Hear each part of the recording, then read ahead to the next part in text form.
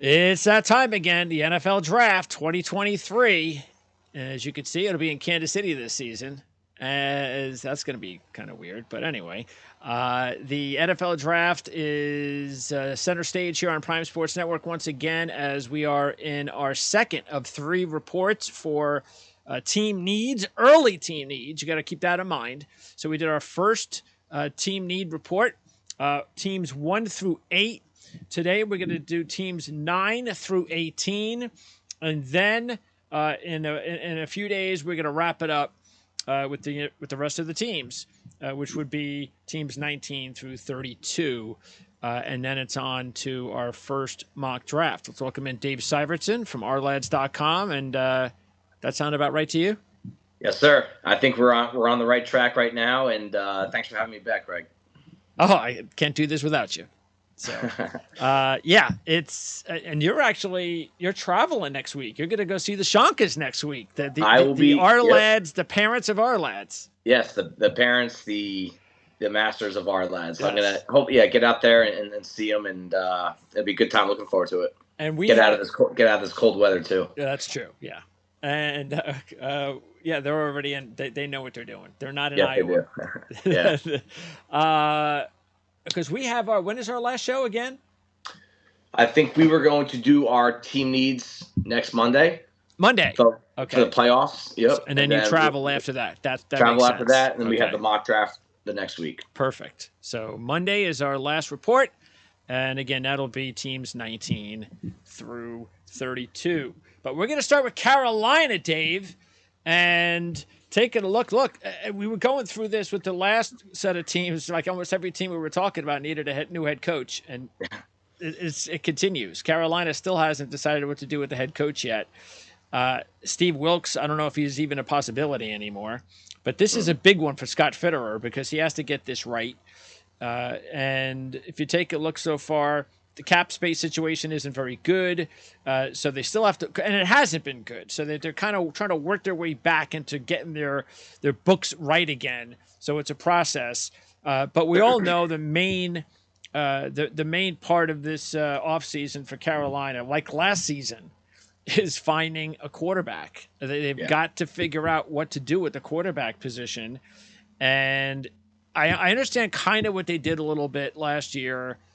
Give Baker a chance, and they still had Sam Darnold, and they invested in Darnold. And Darnold, did a pretty decent job at the end of the season. Almost got the team to the playoffs. He's a free agent, so it'll be interesting to see exactly what they do there. But do they go out and get themselves one of these Derek Carr quarterbacks, or do they use up their 9th pick in the draft, their first pick in the NFL draft on a quarterback? Yeah, I mean, if they are going to use this pick on a quarterback, they're probably going to have to be aggressive with the trade up. And that's one thing Carolina has not done a good job of, is making a trade offer that's good enough, right? They've been leapfrogged. They were leapfrogged by the Rams for Matthew Stafford. The Panthers went after him, and Rams outbid them. They ended up with Teddy Bridgewater. And then they tried to trade for Deshaun Watson. That did not work. If you remember back, they almost had him. And then Cleveland came out of nowhere and gave the deal of a lifetime that the NFL is still pissed off about in terms of the other owners and coaches and general managers. And they tried to trade for Russell Wilson, and that didn't work. So they ended up with Baker Mayfield. So the Panthers, when I see all these year after year attempted trades, but they just did not cough up enough, leadership will have to see if they do want to get in line for Carr. They will have to be more aggressive than they were in the past. If they want to trade up, what would you do? I mean, honestly, I got to tell you right now, I'd rather still try to develop Sam Darnold than trade for Derek Carr. That's just me personally. I mean, if I'm going to get Derek Carr for nothing, that's different. But I have to trade for Derek Carr? I mean, Carolina has so many needs. Right. And we just talked about it. They don't have a good salary cap situation, so I don't see that as making a lot of sense to me. Yeah, and economics are a part of this too, right? The gap between Darnold and Carr exists, right? I mean, I'm taking Carr over Darnold any day, but when you throw in the money, it's a harder decision to make. And if you look back to the 2020 draft, they were at 7. Okay, Washington had the second pick. Yeah, that was the year that the Washington had the second pick. Carolina State put it 7, and the Herbert went 6, Tua went 5. Right, that was the 2020 draft, I believe. All right, or the 2021 draft, and this is just going to be the same exact position. You're sitting at 9. If you want Bryce Young, C.J. Stroud, maybe even Levis, you're going to have to do what they didn't do years ago. You're going to have to make the ultra aggressive trade to get up in front of other teams that want the quarterback. If they're not willing to do that, whether they're not convicted by the rookie quarterback class, they're going to have to trade for Derek Carr. That's if they want to compete next year. My issue with trading for Carr is the ceiling is very limited. They already, as you said, they already have financial issues. They're paying a lot of guys on defense. And the defense, to be honest with you, is a little underwhelming considering the amount of talent they have. So can you get away with a trade for a Derek Carr by trading one of your defenders? That's something I would look into. Whether it's Brian Birds, Shaq Thompson, Derek Brown, can you get Derek Carr for one of them? That offsets some of the money. But then here's the question. We keep coming back to this. What's the ceiling now? Is it the same ceiling that you get with Sam Darnold, but you're not committing that much money? I mean, if you look at it, at least when you're looking, and you could put Shaq Thompson, because you look at Thompson, Burns, and Brown all have 1 year left on their contract. Right. And so again, Carolina's going to have to decide. Maybe this is the perfect time to decide. Probably can't sign all these guys. So which one of these guys are we going to let go? Well, maybe this is the guy that we put into a draft proposal. Right. Yes. And I think that's where this is going to lead to. And but Derek Brown, by the way, I think is the one best option because Thompson and Burns both have pretty big dead numbers. Mm-hmm. Brown is on his rookie deal, so he's got nothing. So but do you want to trade Derek Brown? I mean, he's or even Burns. I mean, those two guys are like building blocks if you're trying to really build something. They're still young. Yeah. I mean, just talking about this is making my head hurt. Carolina's in a really tough spot. Yes. I don't know what to do. They're in this like no man's land. That's why I think they're just better off just draft and no trades, unless you want to trade up in the draft, but no trades for quarterbacks that are going to cost you stuff. Again, unless you know you're not going to be able to sign one of these guys, and then maybe you could get away with the dead cap somehow. So I don't know. Right. It's a lot of work. It's a lot of work that needs to be done there, and unfortunately, the timing doesn't work out. The division is down, and I think this is a trap that the owner is going to kind of get sucked into. The rest of the division is pretty bad right now. The door is open for someone to make a big move. Carolina has tried to make, and the owner there, he's a big move kind of guy. In my opinion, the decision maker in terms of what they pay in a price for a trade, they simply were not aggressive enough. And if I'm reading the tea leaves right from the owner, I think this is going to be the offseason where they really go for it with a big trade. And, I think you swing for the fence here, or you do what you said. Stay put. See what's there in the draft. If you have to play Darnold for another year, you play Darnold for another year. I don't think it's going to kind of be what they've done in the past where they trade for a second-level quarterback, a third-level quarterback. I think we're seeing a big move, or Darnold's going to be playing there next year. Yeah. This is definitely going to be one that is going to take the entire offseason before we even figure out what to expect come draft time. Right. And we'll see how it works. I mean, Rashad Beard, who does a great job covering Carolina on the Panther Nation podcast on YouTube, has been on our channel as a guest several times, and we're going to have him back for sure, as we will have back many other analysts that we're talking about for some of these specific teams, because these guys know their teams. And so just keep that in mind. We'll be bringing on really good analysts for their respective teams that know a little bit more than we do what's going on, because they've been following them, year round. But yeah, this Carolina one, there's still a lot of work to do, and the quarterback position is at the top. By the way, speaking of defense, besides Burns, they haven't had a lot of luck. with other edge rushers. I mean, Gross Right. Yeah. Matos, Yeah. Haynes, they're not getting anything except Yeah. Burns. That's it. So they Yep. got to get some more edge rushers, and in the secondary as well. I mean, I'm not sure what happened to Jeremy Chin this year. Maybe they're moving him around too much. I don't know. But besides J.C. Horn, and they got to get him healthy. Besides Horn, they really don't have anything else that excites Yep. you in the secondary except Chin and Yeah. Horn. So Right. they've got to do something in that secondary as well.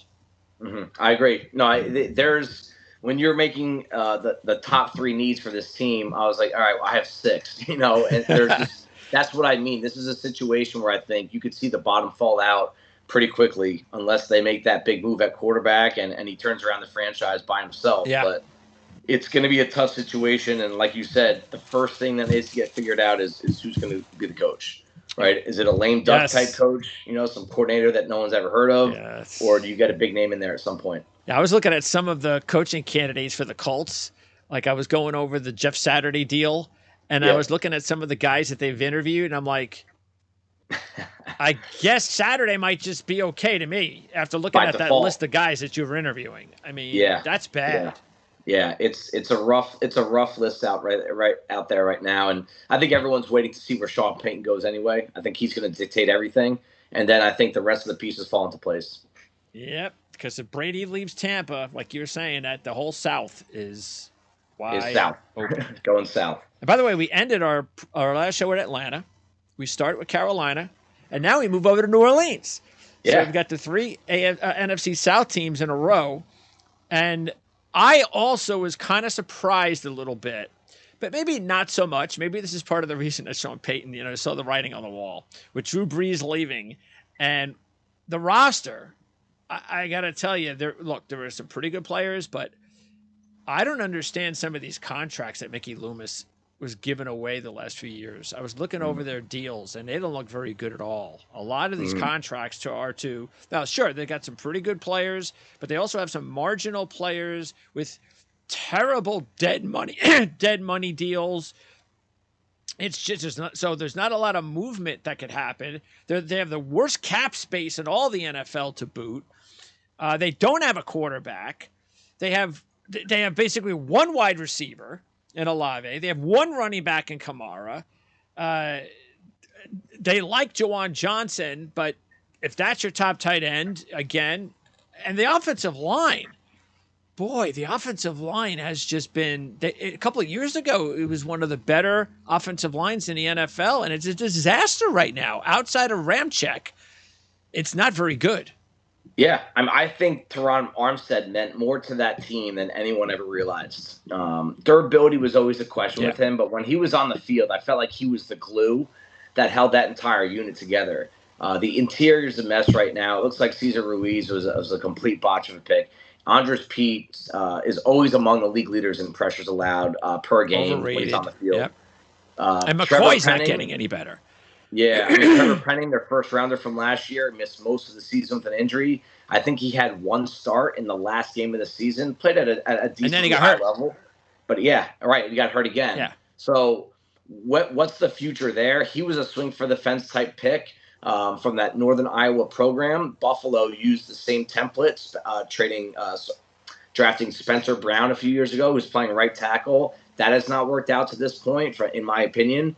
So again, like Carolina, and this is another reason why I say the door is open for someone to take something in the NFC South. And if I had to put my money on someone in this division running away with it, it's Atlanta, only because of the amount of flexibility they have with the salary cap and some of the pieces that they could get to fit that Arthur Smith mold on offense, right? We talked about if running back Josh Jacobs or running back Saquon Barkley shakes free in free agency. Like that's Lamar Jackson. Trade for Lamar Jackson. If there's ever a time for that franchise to go after, I know we already talked about Atlanta, but it stems from the idea that New Orleans, this was their division for a long time. But you lose Armstead, you lose Breeze, you lose Peyton. The one thing they can fall back on, the defense is still a solid unit. They have good edge rushers. They do. And Demario Davis in the middle. Good linebackers. I love Pete Werner, too. Lattimore is a credible number one corner, right? Caden Ellis actually had a nice season, too, at linebacker. Yeah, there's talent on that side of the ball, and in this division, it could probably even, the strength of that defense could be exemplified even further because of the lack of talent in Carolina, in Yep. Atlanta right now, as of right now, and Tampa Bay if Brady goes. So what do they do? I say you lean into this. I mean, I say you lean into. but we just talked about quarterback with Carolina. Is New Orleans Right. in the same situation? I mean, Jameis Right. Winston is on contract. Do they bring in another guy to compete with him? Dalton is a free agent. Do they use their pick at number 10 on a quarterback? Yeah. I mean, Yeah. what are they going to do? What do you think they should do? Yeah, I mean, Greg, we've talked about 10 teams so far, and we've mentioned quarterbacks 6 times, and this is what I mean. I'm writing up a free agency piece right now for somebody else, and the amount of demand for quarterback play in the NFL right now is higher than the supply, probably threefold. And it's there's more demand for quarterback play in the NFL right now than I've ever seen in recent memory, I should say. Right, just between players retiring, Yep. first rounders not working out, and last year's weak quarterback draft class. You all of a sudden have all these teams searching for a quarterback, and New Orleans is in there. You can easily say, "Hey, use your pick on a quarterback. Who's going to be there?" I would imagine by the 10th pick, I think you're going to see 3, maybe even 4 quarterbacks off the board already. And so somebody's really, got to take that. We're going to get him next year approach. Yes, yeah, and I think the 2 teams we just got done talking about, it might want to be them. The only reason I say New Orleans might be want to be a little bit more aggressive than a team like Carolina is because the defense, in my eyes, is championship caliber, and if you can get a quarterback good enough, it's a move that I think could help the team overall more than a team like Carolina. I don't know this whole because with the Saints, the issues when we're talking about if they don't use it on a quarterback, again, they must bring in some better talent on the offensive line. That's a given. Yep. They only have a Olave at wide receiver. Thomas, I mean, I don't even know if his career is over, what the deal is, but they're both free agents, Landry and Thomas, and they can't afford them anyway. I don't even know if they would bring him back. And then you have the secondary. Now, the safeties and Lattimore, that's a really good 3, but they've got issues everywhere else. I mean, Debo hasn't really worked out so far. I mean, he's still young. Roby looks like he's kind of done. We've seen better days out of Roby. Now, Taylor's a young kid. Do you like Taylor? Do you think Taylor can develop the second rounder from last year? I think Taylor, Adebo, and Lattimore, there's something there with those 3 guys. And Taylor definitely, he had glimpses, really aggressive, but that size-speed combo, the ball skills, he showed enough against some of his best competition. I thought he played Mike Evans exceptionally well this year, Chris Godwin. So I like what he shows. A rookie corner, not everyone's going to come in and play like Sauce Gardner in year 1. Yeah. But I think there's enough there in the secondary to say it's good enough. It's good enough for now. Yeah. So offense is really what they're going to probably look at more than anything. Offense, and they have a couple of defensive tackles that are free agents. Yep. So that could be a hole that they don't want to create. If they want to lean into their current strength, you might want to go D-tackle and with this pick and just really lean into the defense and try to be that team that ranks top 5 in defense, and hopefully you manufacture a top 20 offense to give yourself a shot at the division. All right. So, by the way, they also have to re-sign Davenport. Yeah, I have him. I think depth. He's going to leave town. I think he'll leave town. I don't think they're going to be re-signing him. Because they have Turner. Yeah. So hopefully he'll Turner replace. Right. And they have Granderson. So that's another spot I think you could probably see them attack at some point in the draft. And they also have to re-sign, like you said, 3 defensive tackles. And P.J. Williams also has to be re-signed. But at this stage of his career, I don't think that's a big deal.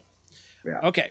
And by the way, we should say this because I actually we kind of confuse things up a little bit here because we're talking about the teams in order, but let's recall that the Saints have traded the pick to the Philadelphia Eagles. Yep, that's a good point. So they don't have the pick at number 10. Yeah, they're not getting the top 10 pick in this draft. No, so they're not getting a quarterback at number 10. So that even makes it much more difficult to understand what they're going to be able to do. Right. And this is not a good job. I mean, Allen might wind up still being the head coach next year. Yeah. I mean, who's going to want this job? I wouldn't want this job. Both these jobs, Carolina and New Orleans, it'd be a tough spot to go in there and breed success. Yeah. So, yeah, because let's keep that in mind. We're doing this in the order of the team's win-loss record. And look, they got Olave out of the deal, right? That was the Olave pick or the Penning pick? Well, it was both. There was multiple trades. Okay. They kind of went back and forth. So you could really say that they so they got one and they kind of we don't know about the other one yet. Right. So that's still up to debate and whether or not they made the right move. But this is something that, look, they've known this since they made the move, and maybe they just ride Winston for another year and look at next year's crop of quarter, because they're not going to. Who in the second round and third round? Look, we just saw Brock Purdy. He's still playing, and he hasn't lost yet. So, is there a quarterback that any team, including the Saints, because you got to believe the Saints are probably going to use up one of their picks on a quarterback. Why not? I mean, I don't know. Maybe they don't, but it would make sense that they would add a quarterback because Winston's the only guy on contract. So, who could that be? Someone that makes sense for me, but he wouldn't be a factor next year, is Hendon Hooker. I would say 2023 is basically going to be a redshirt year for him. So, in relation to your question, if you're saying, hey, we want someone that could be a factor in 2023 because Hooker is going to be recovering from that torn ACL, keep an eye on Tanner McKee, someone that is a pure pocket passer, throws really tough situation at Stanford last year, poor offensive line, and when he had time, he was very successful. And there's going to be people in the league that love his arm, his throwing talent. Could he be a second rounder?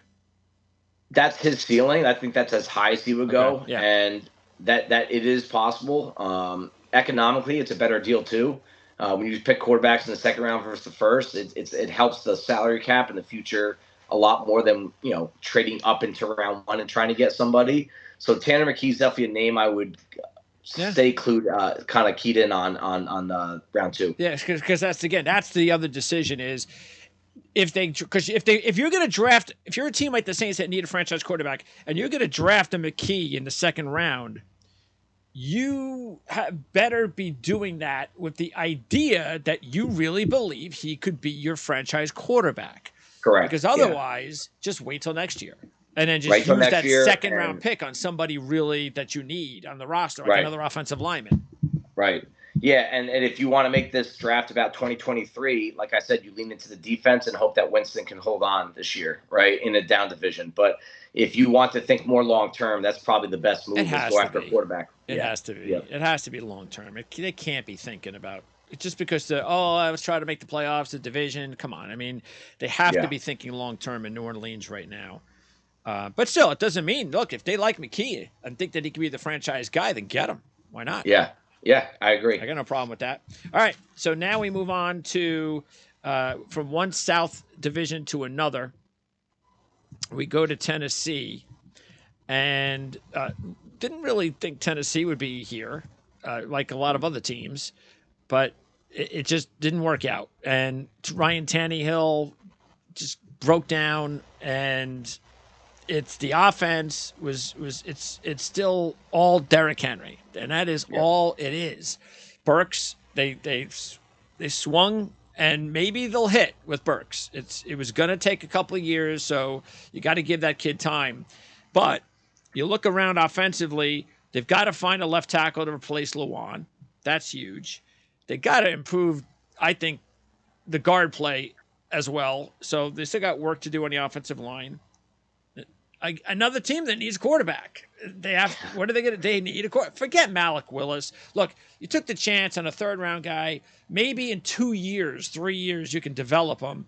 But he is not going to be part of their starting 2023 quarterback plans. It's just, I think they should have realized that we just didn't. It wasn't the smart move.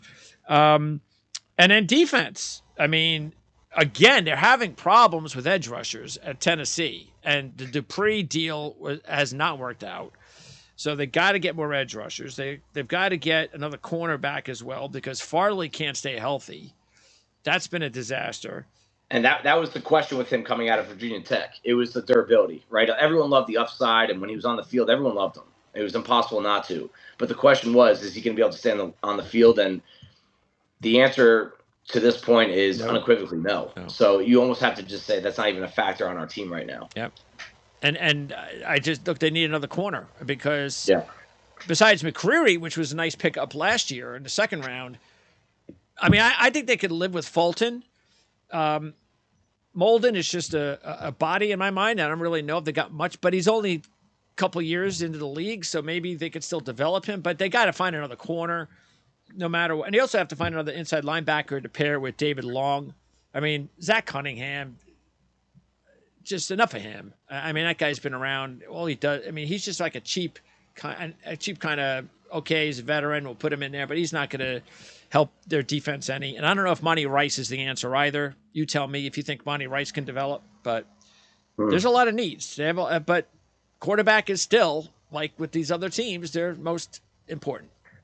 Yeah, I mean, I think, Tannehill's going to be there in 2023, but there's a good shot it'll be his final year there. They can get out of his contract right now easily. So if something does come up, whether it be the draft, free agency, or trade, they could get out of that contract pretty easily. So he shouldn't feel too secure there. But I'll tell you what, in an offense that has Derrick Henry in the backfield, Tannehill at quarterback, on a team that just traded away A.J. Brown, you have to lean into the strength. The strength is going to be the running game. The running game cannot be strong unless that offensive line gets better. And that's where the draft starts and ends, in my eyes, with Tennessee. They have to re-sign their best lineman, too, in guard Nate Davis. Quality football player, and he will get a big deal. I think Luan is done. I think that the contract is just not economic for them. But the problem is behind him, Dennis Daly, I believe he led the league in pressures allowed and did not play a full season worth of snaps. So that's a gaping hole at left tackle. I don't see the kid from Ohio State that they drafted last year in the third round being a factor on the left side. Oh, right tackle. Keep him at right tackle. So how can you actually credibly go into a season thinking that Derrick Henry, you're going to have to ride on his back and have that kind of hole in the offensive line? It won't work. You're gonna have the same result. And I think you can make a strong case that even though they're not going to be a passing offense, they need another threat in the passing game, whether it's a receiver or tight end. This is too early. Their first round pick will be too early for a tight end, but they find themselves trading back or on day 2. Those are 2 spots. If I were them, I'm going O-line, receiver, tight end with my first 3 picks. Yeah, and 2 of their tight ends are free agents, including their top guy, Hooper. So they had a kid that flashed this year, Okonkwo. I like him though. Yeah, I like him though. I like him too as an F tight end, meaning a guy that's going to be in motion and put him in the backfield and play in the slot. But I want a guy, especially in an offense where you are run base, tight end. You have an inline guy that can still catch the ball. And I'll tell you what, both those guys can be on the field at the same time. I bet they play a lot of 12 personnel next year with two tight ends if they get another, really solid guy that could put his hand in the dirt. And in this draft class, there are guys that will be there. It is a very, not strong, it is a very strong tight end class. Yes, that if they go into day 2 and saying, let's get a starter, I think they're going to find one. Yeah, because it's sort of unfair in a way to Tannehill that they don't have a tight end that is really important to his development or his passing game. Look, maybe what they do, and I don't know, Rand Carthon, I don't know what he thinks because he wasn't the GM last year. So I don't know what he thinks about Malik Willis. Does he go, well, I wasn't on board with that. I don't care about that. That's the old guy's guy, and we're moving on. Or, okay, we're going to go one more year with Tannehill. Maybe we resign Josh Dobbs on a cheap deal to be the backup, and Willis will give him another year to develop, and then we'll find out if we need to draft a quarterback in 2024. I think that's the move at quarterback for this team. I really do. I think that's where they're going to be. I think that's where they should be. I'm not making any plans around Malik Willis. No way. I'll let him stay in the team, but I'm not making plans around him. No. Absolutely not. This team is about Derrick Henry, and that needs to be leaned into. And they did draft Haskins last year, so they've got their next guy when the Yep. time comes. So they've already Yep. taken care of that. This is probably the year, too, that they should have to decide on a big contract for Simmons because he has Yeah. one more year left. Yep. And, He's I mean, it could he is tag him every bit next of an year, all but pro. Yeah, he's an all pro caliber. They get Harold Landry back last year, who missed the entire season with his knee injury. So I think that there is some upside with this defensive line and edge rushing group. Dupree, like you said, doesn't look like it worked out. Rashad Weaver, right? But if Landry can come back and give him that 10 to 12 sack year, they have Denico Autry, they have Jeffrey Simmons. Dupree is, I would say, good enough to be a part of a rotation. He's not being paid like that, but defensively, I trust this team a lot more than I do offensively. oh yeah, the offense is kind of generic. It is what it is, and you do need more receiving help. Look, Phillips is a nice pickup. Burks was a nice number one, and Woods is a good veteran, but that's it. They need something like you said, wide receiver or tight end. They got to make a decision there in this draft and take one or the other. Okay. My favorite fit for them would be Darnell Washington, the tight end from Georgia. He is such an anomaly with his size. I mean, in the second round. I mean, there's some that think he's going to be a first round pick. I'm not there yet, but this guy's 6'7", 280, run and can run. And when you watch him block, he is an extra lineman on the field, but it's not at the expense of the passing game. He can be a factor as a receiver. So that's a name that I feel like, and just the brand of football that Tennessee plays with, that it is Darnell Washington. And I love the fit. I love the compliment him and Okonkwo could offer each other. Both tight ends, but both very different tight ends. That's something, that pick just kind of stands out in my head when I'm looking at day two. Yeah, absolutely. Does make sense. And again, like you said, if you're going to work around Derrick Henry, then an inline tight end, it makes a lot of sense, and the offensive line. Take care of that, and then you might be able to do something a little bit on offense next year. And with an offensive line as well, it's a lot easier to take care of Ryan Tannehill and make sure he's on the field. Because if you go back to next season with the same three quarterbacks, you cannot have Ryan Tannehill miss more than a game or two. That's just more. You're absolutely right. Absolutely. You'll have the same result. Yeah. All right, Cleveland is next. Now, we're going to snap this in the butt right away. This has been traded to Houston. So, but we talked about Houston on the show, on our last show. Doesn't matter anyway. It's Cleveland time. So Cleveland does not have a first-round draft pick, but taking a look at what and their cap space is also not so good. But I think Andrew Berry has done a really good job. I like the roster. The roster is very nice. I like what he's done with the contracts and the rosters in general. So I think he's in a good position. Matter of fact, when I look at what this team needs, now that Deshaun Watson is going to start the season next season, there's not, I don't think there's a whole lot they need on offense at all. I think they're kind of set on offense. It's the defense that they have to just kind of fill in some holes, like interior, defensive tackle. Now, maybe Winfrey gets better. They've spent some draft picks there, but I think they need a difference maker on the interior of the defensive line. If they don't re-sign Clowney, which maybe they won't, then they need another edge rusher. It can't be all Myles Garrett all the time. So they've got to have some help there. And then I don't know what they're doing with their linebackers. Now, Walker was hurt, but he's such a good cover linebacker that if you can bring him back, that's nice. And you've got Owosu as well. I don't think they have to do a whole lot. That's not really where their defense thrives. But the secondary, I think they could also use maybe just a little bit more depth. But again, I'd say number one, if I'm looking at second round, I'm going, all right, maybe defensive tackle. Would that be their number one need? Yep, you're exactly right. There's no question it's the top need. I mean, if you had this on a chart, you would say the defensive line is the top need. Their second need is 10 spaces below. And you could probably even double dip on the defensive line. Yes. Even though they used a few picks last year, they have the big kid, Alex Wright, kind of a hybrid D-tackle, D-end, all the size in the world. Winfrey, like you said, Isaiah Thomas from the same program last year at Oklahoma.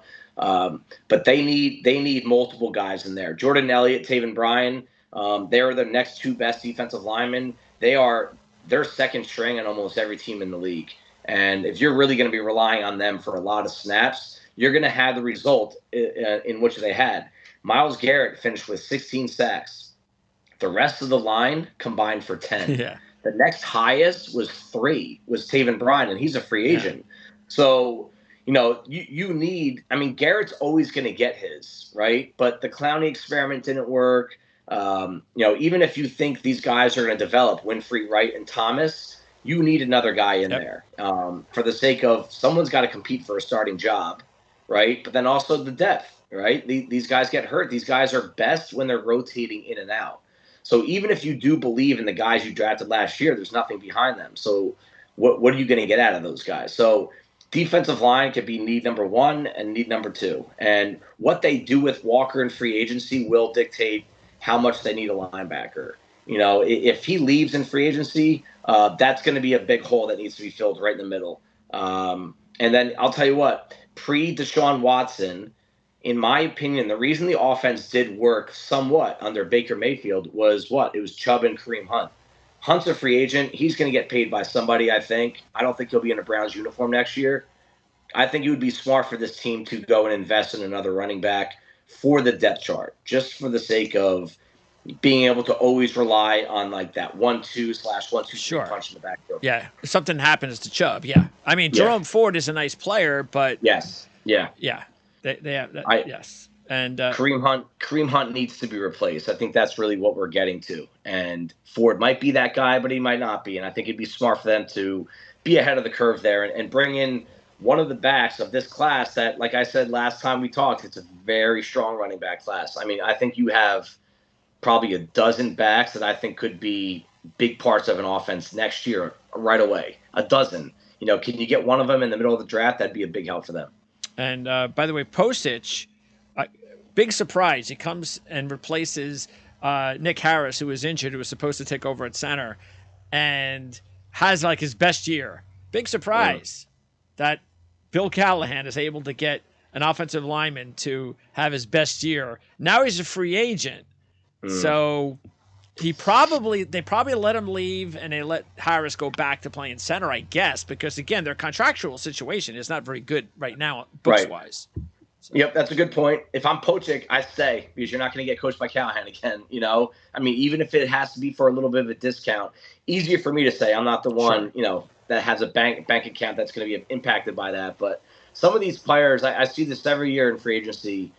If you're a part of a system that made you a better player, why are you leaving? Yeah. If in terms of lengthening your career, if there is a slight discount available for him to stay in Cleveland, it's got to be the move for him. But again, money talks. Money. Yeah, absolutely. All right. So that's Cleveland again without a first round draft pick. The Jets are next with a first round draft pick. And at least for now, because as we were recording this show, word came out that they just made a decision by hiring Nathaniel Hackett as their offensive coordinator. And of course, before becoming the head coach at Denver, he was coaching Aaron Rodgers in Green Bay. And there's a lot of talk about Aaron Rodgers, of course, leaving Green Bay. And if he does leave Green Bay, AFC teams make the most sense. Raiders won. Jets are now clearly another. So this is I would guess this is the starting point of what it's going to take to get Aaron Rodgers. Even at his age, this is what it's going to take. This is if there's a betting market on where Rodgers ends up next year, outside of Green Bay, Jets are now the favorite. And I don't know anything further than that, but I would assume the name Aaron Rodgers came up in the interview, in negotiations for the contract, right? Does this mean he'll end up there? No. There's a lot of moving parts here. Compensation. The Jets are going to have to give probably something close to what the Browns and Broncos gave up for Russell Wilson and Deshaun Watson. And you're talking a lot of draft capital and then a ton of money. And now, you combine that Aaron Rodgers contract with what you are paying Zach Wilson, a rookie deal, but still it's not pennies. Right? You're talking about probably one of the biggest investments in the quarterback position in the league. If I'm going to do my math right, that might be close to $60 million being invested at that one position on a team that if we take quarterback out of this conversation right now, there are multiple things this team needs to compete next year at a high level. And part of it is guys coming back from injury, so that's not further investment than what you've already done. But Aaron Rodgers leaving the Green Bay offensive line, which is a better group than what the Jets have right now, especially if they don't resign the center, McGovern. What is he going to be playing behind? That's a big part of Rodgers even wanting to go to New York. Is he going to be protected? Good athlete, sure. I think but is he going to be protected? Yeah, because if they don't have obviously some of that capital, and depending on how much space they would have left with Rodgers, I think their best case scenario is you get Vera Tucker back, obviously. Yep, stud. You got to just keep your fingers crossed that with all of the weight that Becton has now lost, and it's maybe this is what it needed to happen. They needed to take a couple of years to get his body to sustain the NFL better than it was, because everybody knew that was a potential issue when he first got drafted. So maybe that works out. If that does, and by the way, maybe they re-signed Fant as an insurance policy, and I don't think it would cost a whole lot to bring him back. So I think, and then they really like Max Mitchell. He did a good job for him when he played. I like Max Mitchell. He's a part of the process. So like you said, I think as long as you just re-sign McGovern, maybe re-sign Fant, you could have a good offensive line, because the whole injury situation at tackle it's just not, you can't sustain that every year. It's not going to happen. Right. So if they get lucky next year, better luck on the offensive line, they should be okay there. When I'm looking at potential trading players, I mean, I'm thinking that maybe Corey Davis. He's got one more year left on his contract. To tell you the truth, I think they're gonna cut him anyway, because he's got no dead cap space, minimal. Okay. So, and I know they like him as a veteran, but the guy can't stay healthy. He's making too much money. So I think I could see Corey Davis either getting cut or traded. Okay. And then the other two guys that I would keep an eye on, I don't know if it would work with the Packers defense. Maybe John Franklin Myers could, but Carl Lawson, he's got minimal dead cap space, but I don't know if he really fits with the Packers defense, because they run the 3-4. But I think Franklin Myers might be a player that could fit in any defensive scheme. They could use him too. They could use him on their defensive front. They need some help up there. Yeah. So maybe those are the best players that I'm just looking at the contracts that are coming off the books next year that don't have a whole lot of dead cap space that they could trade. Otherwise, if you're looking at what the Packers need, I don't know. What do you think? What do you think that the Packers need that the Jets have as far as younger players? I mean, I'm not sure because they signed him last year. Maybe you have the number in front of you, but they need tight end. Green Bay could use another tight end. Does Conklin make sense to go over there? I know you loved him, but hey, Jets drafted Jeremy Ruckert last year. Yeah, forgetting Aaron Rodgers, we definitely trade one of the two. Yeah. And we both know it's going to be, we're talking about a piece of the trade. We're not talking about Tyler Conklin. Well, they got Ruckert, who should be ready now to step up and be a top 2 tight end. Dude, I mean, Ruckert, I was on Team Ruckert last year. He was my top tight end in last year's class. I think Ruckert's going to be a player here. And he just got blocked by the veterans they signed, and that's okay. It's going to take time, Does not need to be a year one player, especially at tight end. So that makes sense. So Conklin, maybe Conklin. Let's use the Denver-Seattle trade as a template here, right? Okay. They gave up some draft capital, but then they also traded role players, right? Font and Shelby Harris, and I think there was another guy in there. But there you go, John Franklin Myers, right, and Tyler Conklin, right. So you're probably looking at a first round pick and then something else, maybe even 2 first rounds pick, and then you throw them 3 players that help their team out: John Franklin Myers, Tyler Conklin, right?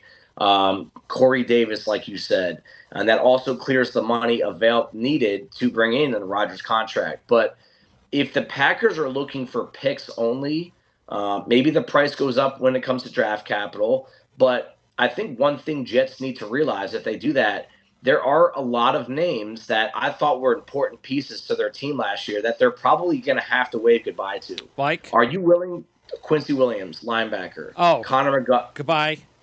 Connor McGovern, the center. What Well, if you couldn't again, then they're re-sign going to him? need a center. George Font, maybe. I mean, you could probably bring back one of those guys. LaMarcus Joyner, I'm sure you're fine with leaving. Yeah. Sheldon Well, Rankins. Marcus Joyner is a free agent. Yeah, okay, that's right. I'm looking at the free agents here. No, I'm telling you, you won't be able to re-sign these guys. I got it. Okay. If you're bringing in that Rodgers contract. I mean, Sheldon Rankins, Solomon Thomas, Quan Alexander, Vinny Curry, Nathan Shepard. They don't need any of those guys. You think you probably would. Honestly, out of the free agents right now that the Jets have, the guys that I believe that they really need moving forward, it would be Fant and McGovern. Okay. That's it. I mean, none of these guys, look, I know how much Salah loves these players. Yeah. But that's part of it, though. But Joe Douglas is the general manager. Yeah. And he's making a trade, and you have to part with guys you like. And I also think what Salah would have to be okay with is the pro personnel department with the Jets has done a very good job. Yes. They find value when guys start getting cut after training camp. The Jets always find guys. And I think that's part of being on a team with each other is understanding that the staff we have in the pro personnel department, they can make things happen if we do have to wave goodbye. If the price tag for some of these free agents is simply too high because we're getting Aaron Rodgers. Don't forget that. That's what you're getting. That's why you'd be losing some of these guys. Yes. That trade-off seems pretty fair. Yeah, absolutely. So, yeah. So, they do also have to resign Zerline. So, they do need to figure out what to do at place kicker. And like I've been saying, I told you like a couple months ago, I hope they use up one of their mid-round picks on Adam Korsak. So, I'm a big Korsak fan at punter. Okay. I've had enough of Braden, man. You know, I mean, this guy has had chances and chances and chances, and it's just he's not developing. So, I'll tell you what, Bill Parcells, he's always said that if you want to win one more game, win one or two more games next year, make your special teams better. That's it. And if you can find the punter, you can find the kicker. That might be what separates. Get Aaron Rodgers. If you can get a weapon that can help, it'll help your defense. That's what the punter is. He's helping your defense. Yep. That's what Adam Korsak, in my mind, can be in the NFL. So, but again, look, if the Jets do not make the trade for Aaron Rodgers, then I'm looking at they've got to just get some more offensive tackle depth, because after what happened last year, they just got to get some more depth there. And and of course, they got to resign McGovern or they got to draft a center. But then on defense, it's that defensive line. I know they brought Clemens and Johnson in last year, so that's good. But overall, I got to tell you, I was very disappointed with Carl Lawson. It's his first year off the injury, so maybe he'll have a breakout. It is his final year coming up. So go ahead and do your thing on your final contract year after not doing much last year, because pretty much it was Quinn and Williams, and they did not get enough edge rush from this past defense last year. They just didn't. So it was, I mean, and turnovers, I think we mentioned, they just did a terrible job. They just did not have enough playmakers in the middle of their defense that could create turnovers. So they need a hybrid linebacker, safety type of guy in that middle of the defense that Salah can use to try and be a disruptor. That's something they really don't. Whitehead's a good safety and all, and Mosley is just, we've talked about him before. He's a good leader. He tackles. That's all he does. He doesn't make plays anymore. That's just not his MO with this defense. So they need a playmaker in the middle of their defense. Okay. I mean, how about your boy J.L. Skinner? Yes. I think would that be a nice move? Because that would be what round? I would say round 3. Perfect. Yeah. So they can use that. Build up the rest of the roster. What are your thoughts on how much does Bryce Huff swing the pendulum for the outside? I think that kid, if he gets the amount of snaps, I think he can get it done. I think the thing is they just look at him as he's just a pass rusher. He's a pass rusher specialist. That's all he is. And he made a few plays. I think it's a guy that you re-sign minimal. Yep. But I restricted free agent. I didn't really see enough. It wasn't like they were going to use him full time anyway. So he's just he's a good depth pass rusher. That's all he is for them. The big deal for them is they need Johnson and Clemens to take the big step. Yes, that would be enormous. That would be That's huge. what they need, That would be huge because for they them. looked good at times, and they were just part-time rookies. So now if they become full-time players, I think that's where maybe that edge rush help that I'm talking about comes from. So Okay. And by the way, they need more defensive tackles besides Quinn Williams, because if they don't re-sign Rankins, it's kind of thin. Solomon Thomas is just a body, and Nathan Shepard hasn't really done much. So I'd say the interior of that defense, unless they re-sign Rankins, is also going to be a big need for them. Okay. All right, I like it. All right, let's move on. The New England Patriots are next. And I guess the Jets must feel good about picking a spot ahead of the Patriots. Maybe they could do something there. The Patriots, good cap space, so they're in good situation there. I think it's pretty obvious for the Patriots. I mean, they need, without question, they need a bona fide receiver. They've got to get a number one. So that's just, but they have had so many issues over the course of Bill Belichick's career there in using first-round picks on receivers. They've all been disasters. So I don't know what they're going to do there. Maybe they use it on a second rounder and use something else on the first round. But on defense, as usual, they're a good defense. But you know what I think is missing from their defense, besides the pass rushers, Judon and Uche, is they don't have like a really good impact defensive tackle. They don't have any impact linebackers. And they don't have any impact DBs outside of like Duggar. Duggar's the only guy in that back seven that's an impact player. But other than that, they don't like have a shutdown corner. So what they need is to really just find some premium talent on defense to up their, because again, you know what, Belichick, they're always going to be solid defensively. But like I said, besides Judon and Uche, I don't really think that there's many guys on defense that opposing offensive coordinators stay up at night worrying about. Yeah, the peak of Bill Belichick's defenses, they usually had three things, and it didn't even include the edge rushers, which they have now with Judon and Uche. But and Uche, they always had stout inside linebackers, and the Dante Hightowers, and they don't have anything close to that right now. They've always had a good corner. The peak of the Pats defense, they always had that one corner, like you just said. Gilmore, and then they had Revis, McCourty. Yep. And then they always had a big D tackle that could not necessarily always make the big splash plays, but the guy that did all the dirty work, that made a lot of pieces around that focal point work better. I mean, the Vince Wilfork, right? Like he did a lot for that defense that I thought a lot of people never really gave him credit for. And they have nothing even close. I mean, Barmore has flashed in his 2 years, but I don't think he's ever going to be that kind of player.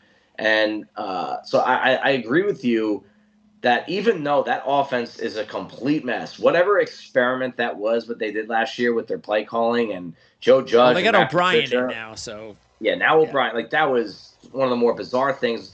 I kept on saying, there's no way this is true. Like, there's something I know, right? There's something coming that we just don't see. And that ended up being the case. And I really feel like that's why they were on the outside looking in this year. Shopping at the dollar store for wide receivers, I think they really have to go. And I know they drafted Tyquan Thornton in round 2 last year, but Devontae Parker, Nelson Aguilar, even Jacoby Myers, I mean, a solid slot. But they have not had an outside receiver go over 1,000 yards. And that's even when Brady was still there since 2017. That was Brandon Cooks. So if you remember back to when Brandon Cooks was on the Pats, that's the last time an outside receiver went over 1,000 yards. They had Julian Edelman, so they had, he was a monster in the slot. But, having that outside threat is a big deal. Maybe that they think they're going to have that in Tyquan Thornton, but I wouldn't put my eggs in that basket. I thought that pick was one of the bigger reaches on day 2 last year. Just very one-dimensional player. So I think wide receiver. I also think a sneaky need on that offensive line is tackle. Isaiah Wynn did not work out. I think he's going to be playing elsewhere very soon. They're both free agents, right? Wynn and Cannon. Yeah, and Trent Brown is coming back, but I was not impressed by him. I thought his best football was 3 years ago, the first time he was on New England. Went to Raiders, was bad, got him back in a trade from them, and I still think that his best days are way behind him. And again, sometimes those really big tackles, like he is bigger than big, their shelf life is more often than not a little shorter than you think. So they could potentially be going into this offseason with an already weak offensive passing game overall, with two tackle spots that need to be filled. And that's something that's going to have to be thought about with this first pick. Well, the other thing is they lose Damian Harris. Now Stevenson has become their number one guy anyway. And they might look at Strong and Harris as like the second and third running backs now behind Stevenson. But they could probably use like the next James White. They could really use that guy in that offense. A more speedy receiving running back to complement Stevenson. Yeah, they tried that with J.J. Taylor from Arizona, who went undrafted. He got a couple preseason looks, but then he had some fumble issues, and that didn't work out. So I agree. My question, and maybe you have some insight on this too, because you've watched this team so much, being in that division as the Jets. But was that more of a Patriots thing or more of a Tom Brady thing? The James White, Dion Lewis contributions to that offense. What do you think? I think it was a Patriot thing because that went before White too. Who was it that they had before White? Dion Lewis. Yes, Dion Lewis was there. Right. He was in that role. Yeah. So they always had that guy. Scat back type. That they developed after. Yeah, I'm pretty sure. I have to go back a ways, but it was a part of their. Now again. At least O'Brien is back, and now it's back to being the Patriot way that you would think. A real offense. Yeah. So, another thing that I think about with the offensive line too, and this kind of goes back to O'Brien and even the running back talk a little bit. I always thought that the offensive line when Brady was there was a little publicly overrated because Brady was, I think, one of his best traits, even though he's not a plus athlete, is evading the pass rush within the pocket. And a lot of quarterbacks, they don't get to that next level of playing quarterback because they can't do it.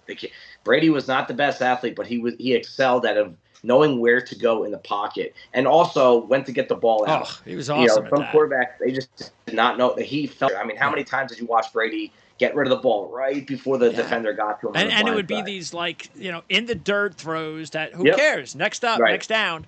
Yeah. I'm not getting sacked. I just feel like with a normal quarterback, you would have looked back at this offense and said, hey, that offensive line is not good.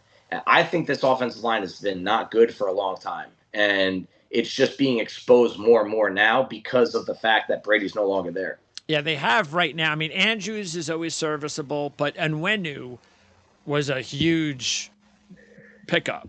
Because he's been probably their best lineman since. I mean, I made an All-Pro team for our lads, and he was second team All-Pro. I thought he was one of the best guards in football. We had him at the Shrine game, Shanka and I, a few years ago, and we both said we walked out of those practices that week and said that kid's going to be a stud. They moved him around his first year, tackle guard, and guard is his best spot. It's amazing he lasted to the 6th round.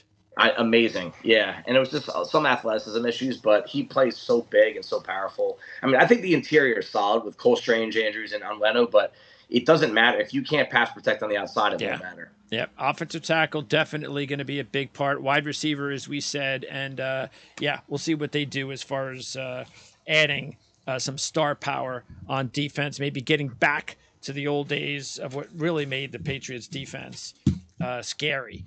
Okay, next up, the Packers. So we've kind of already talked about the Packers-Jets trade scenario. So as a Packer fan, if you want to hear a little bit more in depth on what we talked about regarding Aaron Rodgers potentially being traded to the New York Jets, you can check out the Jet portion. And that's only if you're watching the Green Bay portion. Hopefully you're watching the entire show. But if you've just found the Green Bay portion, we talked a lot about potential Jet Green Bay trade with the Jet report. We can talk a little bit about it here because we can also talk about the other potential landing spot, that being the Raiders with Adams there, and they need a quarterback. And you would think that if the Raiders are going to add a quarterback this offseason, that it could be Brady or Rodgers. Those Right. are two likely scenarios. So I don't know which. Now Brady will be the much cheaper scenario. Mhm. So, and with Josh McDaniels there, that does seem like a better fit, doesn't it? Right. Yep. I think you're going to see Brady or Jimmy G playing in a Raiders uniform next year. Yeah. So as far as what the Packers are going to be able to get for Aaron Rodgers, well, that all depends on, again, first of all, if Aaron Rodgers does get traded. And we know that at least the Packers don't have to worry about a quarterback because they have Mhm. their quarterback. So if they trade Rodgers, because really what we could talk about is not only what Rodgers what the Packers would want to return, but also what they're going to do in general to improve their overall offseason plans, because it all goes together as far as Mhm. what are their needs, what are they going to look for in trade value in return, and what are they going to need in the offseason, in free agency, as well as the draft. Their cap situation isn't very good, but it'll be a lot better if they do trade away Aaron Rodgers. So you take a look at really their top needs. We talked about tight end with the Jets. Maybe that would be a need for sure. Offensive line as well. The offensive line, very strange with the Packers because there's talent there, but there's been some injury issues, totally different line combinations this past year.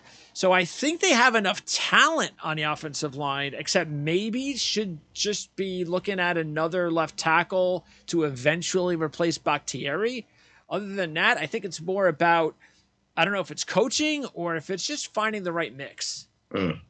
Yeah, there's been a lot of draft picks put on the offensive line in Green Bay for the past few years, and most of them I would say have hit. I mean, they have a starting right guard that was a 6th-rounder. Zach Tom flashes a right tackle this year as a 4th-rounder. I'm a huge Elgin Jenkins fan. Josh Myers, 2nd-rounder. Royce Newman, he was a 4th-rounder in 2021. But I agree with you. There just seems to be something missing with this group. Is it one guy? Is it two guys? Are they just is Rodgers holding on to the ball for too long? I do feel that way sometimes, or he plays a little too much backyard football. Things he got away with 5 years ago that he simply just cannot get away from. I think that's made the offensive line look worse than it is. I would be okay if this team went into the offseason and said, we're going to roll with what we have on the O-line. Sure. I mean, I'm a big fan of always investing in the group overall. Like, if there's a value at any point in the draft, you're never going to hear me bash anyone for taking offensive lineman if the value is correct. I think the biggest need on that offense is the tight end. Robert Tonyan, he never seemed to recover from that torn ACL. Yeah. He looked like he was heading towards being the next big thing at tight end. And I know some of that was Rodgers, but it seems like now he's just another guy. He's a free agent, as is Mercedes Lewis. So what are you doing? I can't believe Mercedes Lewis is still in the league. And he's playing at a pretty good level too. I bet if he wants, I bet he plays somewhere next year. It could. So they didn't. Alan Lazard, receiver, I'm going to assume he's coming back, but he is a free agent. Are they going to roll forward with Watson and Dubes, the 2022 why rookies? not? Well, but if they don't re-sign Lazard, though, they definitely need another guy. So they just need another weapon in the passing game, whether it's Lazard's replacement or a tight end. And I lean towards tight end. And this is my peak. This is as high as I could see one of the tight ends going in the first round. I think it's a great spot for my boy from Utah, Dalton Kincaid. If Rodgers stays in Green Bay, which is still a possibility, right? That would be something I'd be really interested in watching. You'd have to get a better blocker in there for the inline duties, but he's the kind of receiver, like that yard after catch machine, that would be really good in this offense. It's something Tonyan did not provide. That would be something. If you have Watson, Dabbs, and Kincaid, that'd be some young trio. Keep an eye on for years. And Jordan Love would love that. Yes, he would. Yes, he would. Defensively, now we don't know if they're going to resign Lowry or Reed, so you got to keep an eye on that on the defensive line. It's pretty much. I mean, they did spend a first-round draft pick last year on Wyatt, and they have Kenny Clark, but they still got some holes to fill if they don't resign those guys. And then at linebacker, boy, I'm going to be interested to see how they handle this Quay Walker kid, because he's the first-round draft pick. I think he led the team in tackles. And he just embarrassed the franchise tremendously. But he's a first-round guy. If he was a 7th-round guy, he'd be cut. But he's a first-round guy, so they're going to work with him. Got to get his head straight. But I Yep. like the fact that, Gary has turned into a really good player, and they've got Preston Smith. I like Enigbare, and they've got Campbell and Walker. So to tell you the truth, I think the linebacking looks pretty decent right now, as long as they just hold on to everybody. Yeah. When I look at the entire linebacker group and I compare them to the entire linebacker group of every team in the league, I think this is a top 5 group. Yes. And, Yes. and they're young and they're fast. They don't have a lot of aging players in that group, and so they're going to be good for a long time as long as they, especially Walker. He could be the headliner, but again, like you said, there's going to be some stuff that he's going to work on between the ears. But he was. Are you surprised that he's like that? Did you see that at all scouting him? No, but what I did hear about him leading up to was that he was quiet, reserved, and someone you would not want to meet in an alley. And I quote from a source. All right. So, and honestly, from the linebacker position, you kind of want that. Yeah. Do I think he's a bad kid? I don't. But he was very soft-spoken, and just you could watch his tape at Georgia. A lot of people talked about Nakobe Dean. This was the one that was making the physical impact, the plays from sideline to sideline and just destroying guys at the point of attack. I mean, he's 6'4", 245, and can run like the wind. So he was used all over that defense. I made the R-Lads all-rookie teams all week, all year, and he was by far the best rookie linebacker in the NFL. So, like you said, there's going to be a little bit of a longer leash with him than someone that would have been drafted at the end. And I think it's going to be okay. I don't think I kind of like how he reacted after publicly. He knows he made a mistake multiple times, and how he bounces back will, like any of us, that'll dictate where he goes in the future. But he didn't by any means create excuses or blame it on someone else, and I think that's a good sign. And then the next good sign will come with time. The secondary has some questions. Yeah, because so far Eric Stokes has not done well. Yeah. 2 years, it's not happening so far. First of all, are you surprised by that? I didn't have Stokes as a first rounder coming out, so I'm not. I thought he was more of a end of day two pick coming out. And he had some early success, but I think the more tape that opposing coaches had on him, his play has just declined more and more. I also think teams are afraid to throw in Alexander's direction, and he simply is just the victim of getting a lot of balls thrown his way, but he didn't capitalize. Yeah. I think the bigger concern for me on that defense is in the middle. Yes. They just don't create enough plays. Savage and Amos Amos, I don't know what happened to him this year. He's like the complete opposite of what normally happens on your contract year. Normally, players like this, and then boop, contract year. Amos is like this, boop, contract year. It's like, you're supposed to play your best football on your contract year. Right. And they had nothing behind those guys either. I mean, you could go into this offseason saying that is the biggest hole on this team. If someone said that's the hole that needs to be filled, I wouldn't dispute it. Because Savage as well has not developed. Are you surprised by that? Just a solid player, but again, you need these guys. It's like you said with the Jets; they need to make plays, and they simply don't. And they allow a lot of big plays. That was one of the biggest issues this defense had. They allowed a lot of big plays. I think they were 28th in touchdowns allowed. Alexander brings the average of the group up so much because of how good he is and how many big plays he makes. But the group overall, there wasn't enough there. All right, Washington is next, and with the Washington Commanders, Ron Rivera is really the guy running this operation, and we'll see if that's good or not. Because there is another team, another franchise that has some quarterback questions.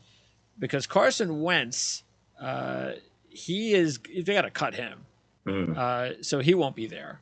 And then Heineke's a nice, very good number 2 quarterback. Yep, it's a perfect number 2 quarterback you want on your team. So first of all, I know that I can understand why Sam Howell didn't play, because they were trying to get into the postseason. I just found it it was weird to hear that once the season was over, Sam Howell's now our number 1 quarterback. Or it's like, well, why didn't you play him then? You had quarterback issues. If you're that confident that he's your number 1 guy now, then why didn't you play him in any of the games? So look, I like Sam Howell. I think he's a guy that needed to sit around for a year or two. Maybe he still needs another year. But I like the way he plays. He's got a lot of gunslinger in him. and he's an Yep. athletic quarterback, so he can run Yep. around as well. Whether or not he fits the right scheme and gets the right coaching, that's yet to be seen. But do the Washington Commanders go into this season with Taylor Heineke battling Sam Howell for the quarterback spot? And that's what they're going to go with. That's what it sounds like. The only move I could see that where that being not the case is them making a huge trade for one of the quarterbacks Derek that Carr. becomes available. Derek Carr, I thought Aaron Rodgers if he stayed in the NFC, but I don't think I would say that odds of that are very slim. My question is this: Ron Rivera has been coaching there for 3 years now. 7 wins, 8 wins. Is there? And now we're going to have new ownership in Washington. Is there going to be a lot of urgency and pressure put on him to, get it done or go home this year? If that's the case, do you want to go into the season with those two guys being the quarterbacks competing for the starting job? That's a huge question. Yeah. They know Howell much better than we do. They watched him practice all year, and I'll tell you what, I do think there's something there that needs to be toyed with, but that might be the final chip in the table that Rivera gets to play with. And if he's confident enough in that, I say go for it. But this is a team in a division that appears to be getting stronger. They were bottom of the barrel. The NFC East was the worst division in football for a couple of years. It's all of a sudden becoming very strong. Yes. And what do you do with this team? And it's going to have to come down to Howell being the guy, because you're not getting a quarterback where they are. I don't see them being in the trade market for Aaron Rodgers. No. Jimmy G and Derek Carr are not going to push the needle enough. So I say they roll forward with Heineke and Howell. Best man wins, and just do your best at building the rest of the roster. So if they don't make an impact move in free agency, would you be surprised if they used up their first-round draft pick on a quarterback? I would, because I think only because of Rivera's situation, right? At that point in the draft, you're looking at probably Anthony Richardson from Florida, and we know he can't. He's play a project. So you're just wasting first-round capital, overlooking someone that could help your team next year on a coach that I think he needs to win next year. I think they need to be in the playoffs next year for him to say, I'm coming back. Yeah, you're probably right. Yeah. And like you said, they've seen Howell. So. Right. From my unbiased perspective, if I'm not thinking about the quarterback, the head coach at all, quarterback is their top need. I always say, if you don't have a quarterback, if you think you might have a quarterback, you don't have a quarterback. That's the way I look at it. But if they're going to play the game of, hey, we got to pursue 2023 to the best of our ability and roll with what we have at quarterback, I think the number one need on the team is that cornerback. Oh yeah. The trade of William Jackson, right? Yes. They need a number one guy out there. And this is a spot where you're going to be able to get one at this spot in the draft, first round. Yeah, besides Fuller, that's it. I mean, McCain is he's just another guy out there. And another nickel too, to tell you the truth. And St. Just hasn't looked good at all in his couple of years. And they can also use another DB out there besides Curl. So now maybe Butler's their guy, so they could look that way. But I see what you're saying. I think two cornerbacks maybe. Yeah. So an outside guy and an inside guy. You can go. It might not make the Rivera feel warm and fuzzy inside, relying on two rookies to contribute that much next year. But as we saw with this past rookie class, rookie corners can get the job done. I mean, there were 10 corners this year that were rookies that played at a good enough level that kind of exceeded the initial dividends that you would expect. So, and where they're drafting, they should get one of the top corners. Yep, I think if you gave me your top 3 corners, at least one of them should be there. This is the advantage of so many teams in front of them basically needing the same two things: offensive line and quarterback. Yeah. It might make some of this cornerback value drop right into their lap without having to move up. And he could also use a middle linebacker. I mean, Davis was a nice pickup for them a couple years ago, but they don't have anything else at linebacker. So they can use another linebacker. So, all right. Yep. So, not a lot, really. I mean, overall, there's good talent on this team, and especially up front. Chase Young will be healthy again. You got Sweat, you got Allen, you got Payne. So all that's working out. I don't know if they can sign all these guys, how much longer they can keep, but they did draft Mathis last year. So, I think, so I think we're on the same page. Maybe another impact linebacker, but definitely some corners. And on offense, it's all about quarterback. So, by the way, De'Ami Brown hasn't yet developed yet, but I still think there's a chance for him to develop, isn't there? I mean, or do you think? He's flashed. I mean, he's flashed enough. He just hasn't had the looks. I mean, he's firmly number 4 or number 5 on that depth chart, which is good for them. So, that's why I think they're pretty set there. Yeah, I think at the playmaker positions, they're okay. Tight end, you could say, is a question mark with Logan Thomas and John Bates, Cole Turner. There's not too much there. You can live with that for another year. You can live with that. I'll tell you what, man, if one of these quarterbacks, really, we're looking at Howell, if he does rise to the occasion, which is, again, it's a shot in the dark, or they get their hands on a big-time quarterback somehow, this team's going to be a contender. Absolutely. Yeah. Big-time contender. There's talent on this team. And they could also use a little bit, I think they could use a younger depth piece at guard.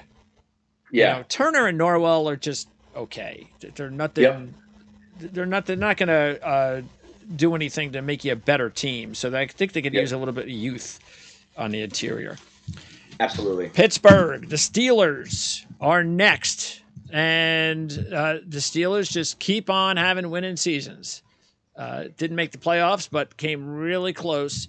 So with Pickett there at quarterback, and I said it last year, I don't know how you felt about him because we weren't doing the shows, but I loved Kenny Pickett. I thought he should have been the first quarterback of the draft. I understood. I didn't say he should have been like top 10 pick, but after what I saw at Pitt at college, and when he got drafted by the Steelers, I was like, oh, that is perfect. I said, you could just tell that was going to be perfect, and it worked out. And they've got their franchise quarterback. Yeah, it's funny how some teams in the NFL, and it's always the teams that don't have a lot of turnover year to year in the front office and the coaching staff. It's funny how some things it just goes their way. Yeah. The ball bounces their way, and it's not luck. I've been tracking the Steelers draft for about 9 years now, and I love the way they operate. I know their team, it goes deeper than the draft in terms of why they're so successful year after year. The coaching staff, Tomlin, but they know how to approach the draft. They really do. Do they hit on everyone? No, nobody does, right? But they have a template, and they stick to it. And that's where my first need on this roster comes from. They now have their quarterback. And one thing this team has always done a good job of with Ben Roethlisberger is they made sure they kept on investing resources into keeping him upright. And I think the tackle spots are too soft on the out. They're way too soft on the outside. Yep. I'd be shocked if they don't use this first pick on one of the tackles. Agreed. Yes, that is easily their most important need on offense. Yeah, without question. Sure, they can use a little bit more depth at running back and even wide receiver, but Austin comes back next year, so that should hopefully help out. But yeah, we're just kind of nitpicking with a little this and a little of that. But yeah, that offensive tackle, because the Kendrick Green draft pick has been a bust. That's not working out for him. Yep. They could get by with Cole. They're okay at guard, but at left tackle, that's a big spot right now. And even right tackle. I mean, I think both tackle spots can be upgraded. Absolutely. I think left tackle, it takes priority, but you could go into this offseason saying that both of these tackle spots need to be upgraded. And then defense, they do need some more help on the line. It's Hayward, it's Leal, but they got 3 guys hitting free agency, so we have no idea how they're going to work that. So, and they could really use a premier nose tackle. They don't have that. So, and they could use another inside linebacker to pair because Spillane and Jack and Bush, these guys are just they're not difference makers right now, and they could use a shutdown corner really if you look at it. I mean, they have decent corners. Sutton's a nice nickel, but Fitzpatrick is really the only, and Edmonds, that's another guy, Edmonds, that they have to resign. Mm-hmm. But the cornerback position, that's a big need. They have to find somebody to be their number one. Yeah, that entire defensive backfield, I mean, other than Fitzpatrick, that's something that's going to have to be addressed. My gut says they're going to go the free agency route, get a veteran in there. But, Sutton's a free agent. Terrell Edmonds is a free agent. Yeah. Even DeMonte KZ is a free agent. He flashed a little bit. Yeah. He's been around the He's a league for a few serviceable player, years. yes. He fit that defense pretty well in the limited looks that I saw them. But on defense, like you said, I think the defense works there when the inside linebackers are doing their job. That's when they're at their peak, right? They have the talent up front. Like you said, they definitely need depth. The depth up there is hurting. But if they can get at least one body in there, inside linebacker, that makes a big difference, it's going to help that defense a lot. The issue is I don't know if I see the right fit in the draft, definitely not in the first round. Trenton Simpson does not fit there. I think it's going to be slim pickings for the kind of inside linebacker that they need. So Miles Jack will be back. I think year 2 that system might help him out a little bit. I think Devin Bush is as good as gone.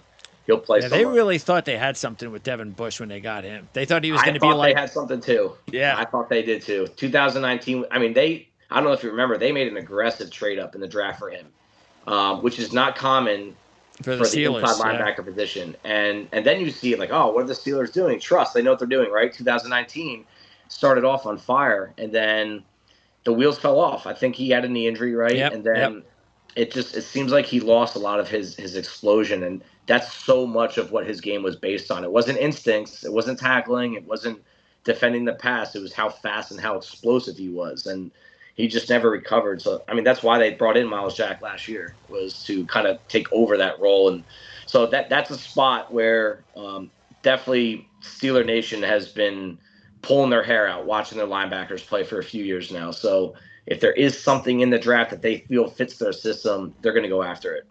And like TJ Watt is also a good example of how the Steelers are able to use the draft wisely, because not every great player gets drafted in the top 10 of the NFL draft. Mm-hmm. And it's one of those things where, like, when you're a bad team, it's like these players like Watt, like you could tell that he had some potential to be a good player, but you also knew that he wasn't a top 10 talent.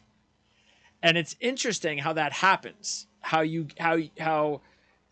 get these teams that, well, yeah, but we're in the top 10, so we have to draft guys that are top 10 caliber players.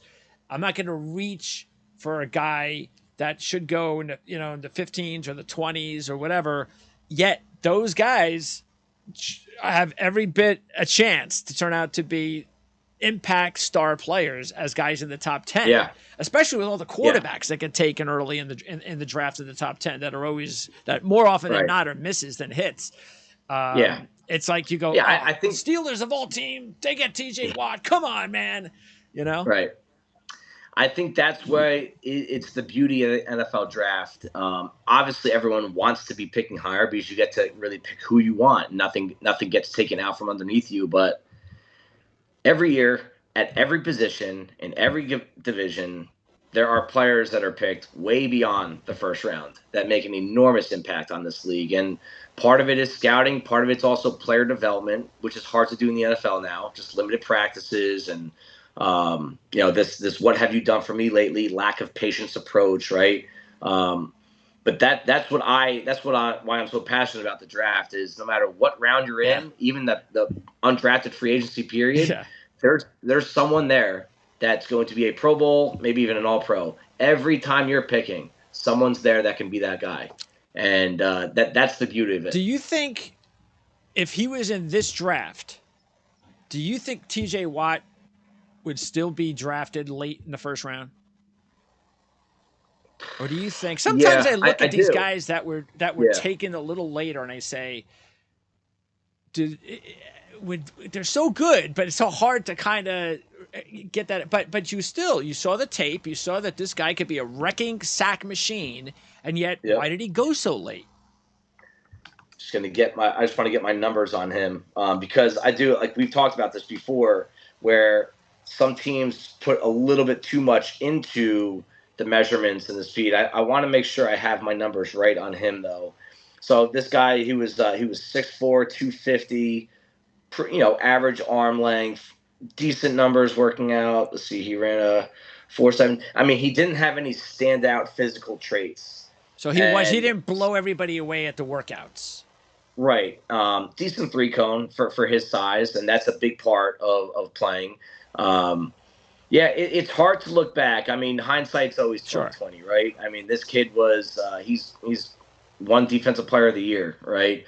So it would be easy. I'd be taking the easy way out and Sure. saying, oh, he should be a top 5 Yeah. pick in this draft class. But let's look at last year's draft class between Aiden Hutchinson, Kayvon Thibodeau, Trayvon Walker. If he was in that class, and I'm just going to be honest with about this, if I had the college version of TJ Watt next to those three, he's number 4 behind them. Sure. Just based on his tape and his measurables and what you think his upside might be. Yeah. Now, one thing that's hard to figure out when you're scouting is how much work are these guys going to be put in once they get to the league. I mean, TJ Watt, he's not much more talented than he was coming out of college, right? But he worked his butt off, and he does everything right, and he never stops. His brother was the same way, right? And that's a trait that's why when we scout from our perspective, you have to take it with a grain of salt, to be honest, because a lot of it comes down to the interviews and the background information, and then just the man himself. When he starts getting paid, does it lead to comfort? And good times lead to weak men. That in most cases, right? Very few times do you see someone get paid and then work harder in life, not just sports. That's why I'm so confident about, and have been since day one, that Joe Douglas is the right general manager, and he's had successes already, because he will have I know he'll have a checklist. If this guy doesn't love football, if this guy is not going to be like a leader, he's not going to make people around him better, then Yep. I don't care how good he is, whatever shape, he's not on my board. I agree, and it's the right approach, and I think Joe Douglas actually does that, right? A lot of GMs talk like that, but they get sucked in by the talent. Oh yeah. They get sucked in by the combine. They get sucked in by the highlight tape. They get sucked in by what the media says about people, right? But if you are a people person and you really know how to read situations and people, and you know how to read a room and see between the lines in interviews, it's a huge advantage. I think that's something that a lot of teams probably don't take enough advantage of. All right, let's wrap up with the Detroit Lions, pick number 18 in the draft. And, of course, they're going to have the 6th pick. Now, we talked about the Rams on our last episode, even though Detroit will have the 6th pick, but Detroit will also have pick number 18, and they have good cap space. And, look, the last couple of years, this has been something that I have been talking about with Jeff Risdon, who is a Detroit Lions analyst. Yeah, I know Jeff. And we have, and ever since I understood exactly what the Lions were doing in the front office and the moves they were making, I could tell based on those conversations that, you know what, they're finally getting it right. They are finally doing it right. And it paid off this year, and they're getting this close. And now I don't think there's going to be anybody who won't pick them to be a playoff team next year, based on the way they ended the season this season. They have everything going their way right now. If you take a look at what they still need to do, I'll be interested to see if they use a middle round pick on a quarterback, somebody that just comes in, is sort of like an insurance policy for having Goff. But I think Goff is their guy, and if there's any doubt about that, they could use a tight end. I don't know if their offense is really that concerned with a tight end. I don't know, but because their offensive coordinator, Ben Johnson's been fantastic. You talk about an up-and-coming head coach candidate. He's it. So I'm sure he could do whatever he wants, but I just wonder about that, whether or not they're just more interested in receivers, and because they also have 2 very good running backs. Jamal Williams was a beast this season. But I would say tight end, just looking at their depth chart, might be like their top need on offense. If like I said, if they care about that with their offense. Otherwise, I think they just have to do a better job of adding more talent on defense. They got to get more edge rushers, and they need a number 1 cornerback. That's really what's holding them back a little bit, was the Okudah pick, because he hasn't really turned out to be their number 1 guy yet. Yeah, you're exactly right. Offensively, right, they trade T.J. Hawkinson to a division rival. So, a bizarre trade to me. But my question, was that an economic decision, right? Or was it we don't need that kind of tight end on our team? If they do feel like, hey, it just got out of hand with how much we're paying him and how much he's giving back, tight end is undoubtedly the top need on that offense. Let's keep in mind, right? I mean, I'm not even going to count Jameson Williams as a part of their 2022 team that much, right? He played a few games and he was limited in snaps, didn't get thrown the ball that much. So you're adding that to your offense next year.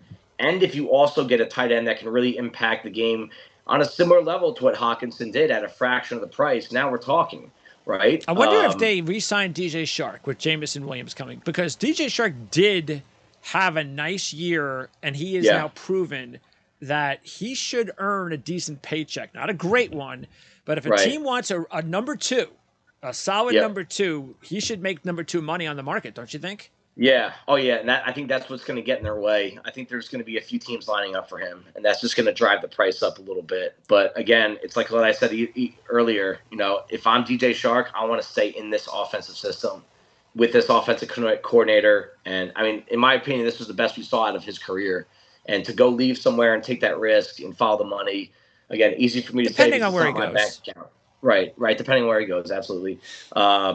Defensively, so, I mean, sticking with the quarterback, right? I mean, Goff, he's not the long-term answer. I don't think he is. But again, you got to be careful with saying he's not the guy, because you have to, what is your backup option, right? Do you use the extra draft capital to take a swing for the fence? I don't think Detroit's that kind of team. I don't think that front office is a huge risk take. I don't see them going after Anthony Richardson and redshirting him for the year. I don't see it. That's why I think they should use one in the middle rounds, like third. Who would fit as a third, fourth round quarterback? If you're going to get a similar quarterback to Goff, if you're going after the skill set, we already talked about him, but Tanner McKee from Stanford makes sense. Again, Hendon Hooker makes sense. But you think those guys will be in the third or fourth round? One of them might be, but you know what? For the sake of your question, let's say no. The next guy I'd be looking at would be Clayton Tune from Houston, and possibly Aiden O'Connell from Purdue. There's a lot of people that I respect that like that guy, Aiden O'Connell. I'm not a huge fan. He's going to be the 10th quarterback on my board. I don't think that's going to change between now and then. But that's a name that Jaron Hall, I kind of want to see what he does at the Senior Bowl next week. There's still some intriguing upside. I'm a big Jake Haener guy. Yes. I don't know if he fits the mold of Jared Goff. Yeah. That's why I didn't bring him up, but I like Jake Haener. Tune is a good one. I really like. He had a really good final season. Yeah. Tune, yeah. So I guess that's the answer to that question. Is there a third round target? It would be Tune. I think that makes sense. I think that's the way they should go. And they're going to have 2 first round draft picks. Yeah. Defensively, by far, cornerback is the top need. I mean, this is now 4 straight years this defense has finished bottom 4 in the league in yards allowed. And this is the 3rd straight year they've finished bottom 2 in yards allowed per pass attempt. It's just every single year. And how many times have we watched the Lions lose these emotional, come from behind losses at the end of the games? I think the pieces are there up front. Could they get well, they have the 6th pick, so that should be, is that pick warranted for the top corner? It's a little rich, but again, I always say if he's not going to be there for your next pick, you can't call it a reach, right? I mean, and if you have him in that cluster, right? You put guys in clusters. It's not just a ranking. It's like, hey, and maybe they trade down a few spots if somebody wants Will Levis, the third quarterback.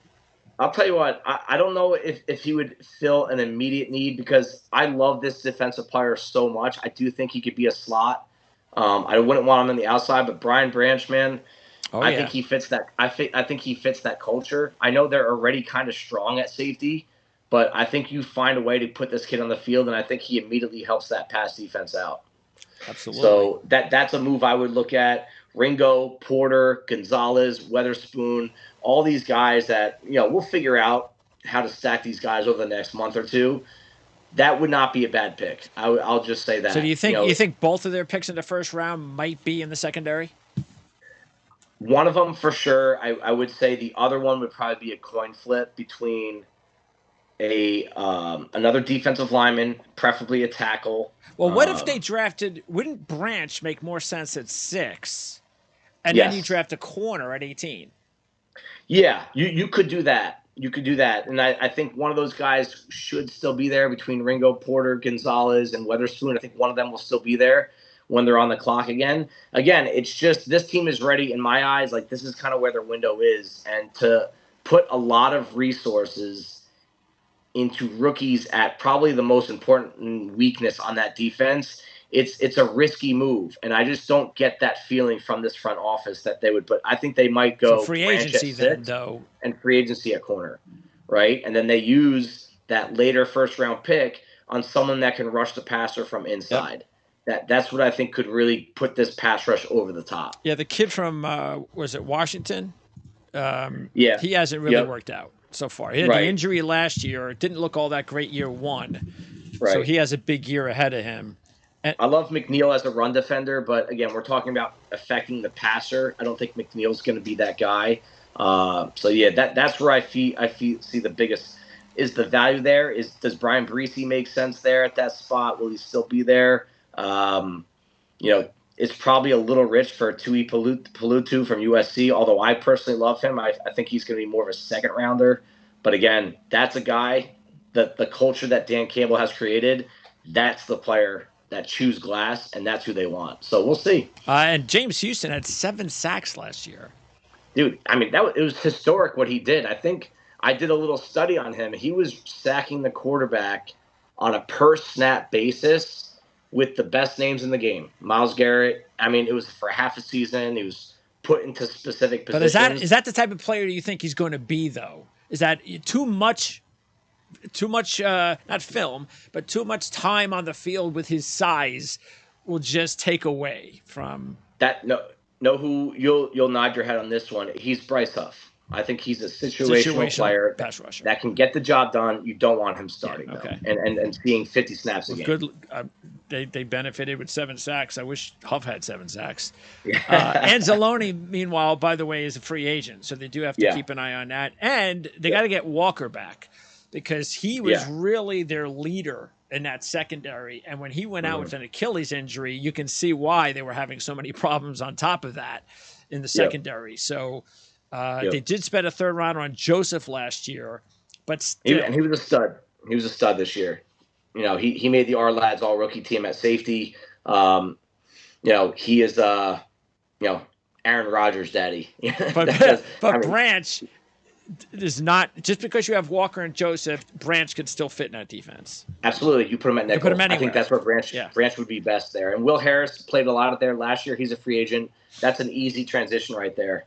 Insert Branch, let Harris walk in free agency. Now you have something to work with there. All right, that'll wrap it up.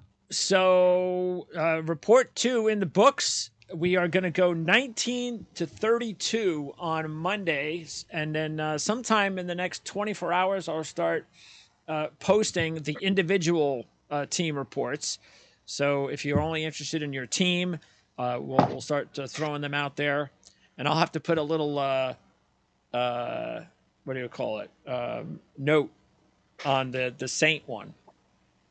Oh yeah, hey, we watched that. Yeah, we totally goofed on the Saints. That's okay. Yeah, but that's okay, right? Because this is just the beginning. Hey, you know what? Maybe they'll trade back into the first round, and Howie Roseman from the Eagles will fleece them again. Yeah, right. And they'll end up picking in the first round. So if they do, we already have it covered. Yeah, we're in good shape either way. So anyway, that's gonna wrap it up. By the way, who is 19? Is that Tampa Bay? I think so. That is Tampa Bay. All right. Tampa Bay. So we'll start with Tampa Bay, and we do not know yet who 32 will be. But we do know, I think we're already set, through 28? 20. Yeah. By the time we record, we will know who 1 through 30. 1 through 30, okay. Yeah, minus Miami's pick, obviously. So we just won't have we won't have the 2 final picks ready to go yet. Miami, what are they? They don't have a first rounder? They lost that first rounder for the tampering charges. So the first round's going to have 31 picks this year. Miami lost theirs. Okay. Yeah. Tampering charges for who? Remember last year with the Brian Flores situation? Yes, Brian Flores. The gift that keeps on giving for Jet fans and Patriot fans and Bills fans, yes. He just interviewed with Arizona, I believe. Okay, yeah. He's not getting a head coaching job again for a while, that's for sure. Yeah. Well, anybody that's going to trust him, you got to be crazy. But anyway, That's another story. Okay, so Dave, great job as always. We have one more to go, and then it's off to our first mock draft show, which will be coming up, I believe, the second week of February, I believe, because you're Yep. heading to Arizona to hang out with the Shonkas next week. Yep. So, but one more show before you go, and then we'll do this on Monday. So again, Dave, appreciate it. And your top 96 is available? Your updated Yes, one? sir. Yep, it's in the draft hub. And yep. it's also, the link is in the description area of this video. So we'll see you on Monday. We'll wrap up our early team needs on that show, and then we'll talk to you guys again in February. So Dave, we'll talk to you on Monday. Thank you, Greg.